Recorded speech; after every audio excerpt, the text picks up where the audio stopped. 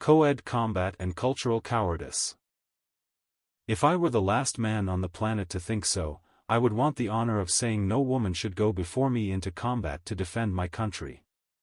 A man who endorses women in combat is not pro-woman, he's a wimp. He should be ashamed. For most of history, in most cultures, he would have been utterly scorned as a coward to promote such an idea.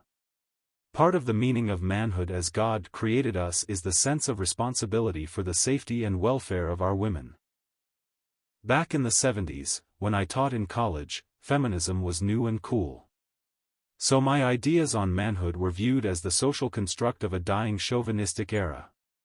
I had not yet been enlightened that competencies, not divine wiring, govern the roles we assume. Unfazed, I said no. Suppose, I said, a couple of you students, Jason and Sarah, were walking to McDonald's after dark.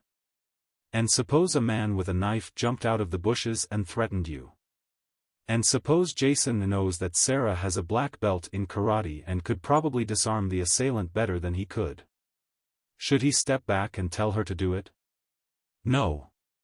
He should step in front of her and be ready to lay down his life to protect her, irrespective of competency.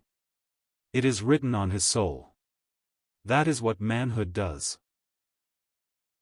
And collectively that is what society does, unless the men have all been emasculated by the suicidal songs of egalitarian folly.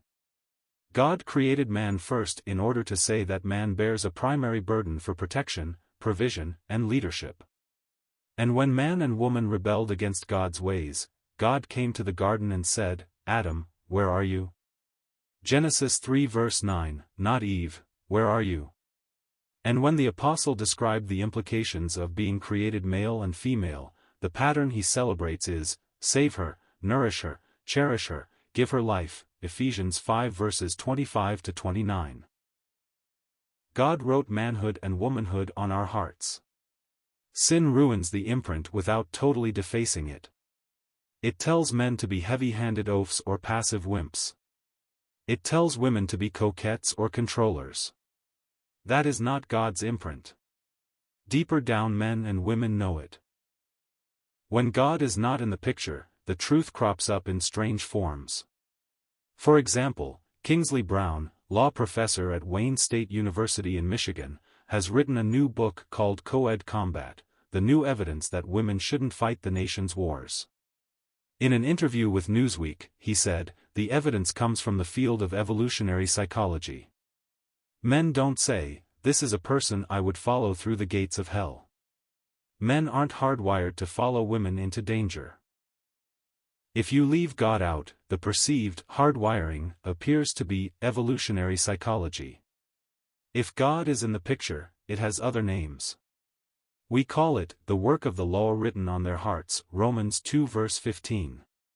We call it true manhood as God meant it to be. As usual, the truth that comes in the alien form of evolutionary psychology gets distorted. It is true that men aren't hardwired to follow women into danger. But that's misleading. The issue is not that women are leading men into danger. The issue is that they are leading men. Men aren't hardwired to follow women, period.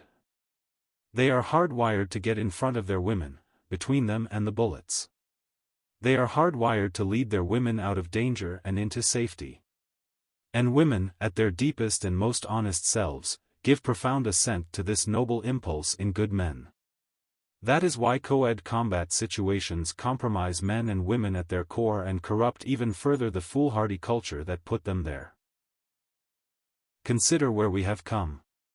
One promotion for Brown's book states, more than 155,000 female troops have been deployed to Iraq and Afghanistan since 2002. And more than 70 of those women have died. Those deaths exceed the number of military women who died in Korea, Vietnam, and the Gulf War combined. What cowardly men do we thank for this collapse of chivalry? Brown suggests, there are a lot of military people who think women in combat is a horrible idea, but it's career suicide to say it. In other words, let the women die. I still have my career. May God restore sanity and courage once again to our leading national defenders. And may He give you a voice.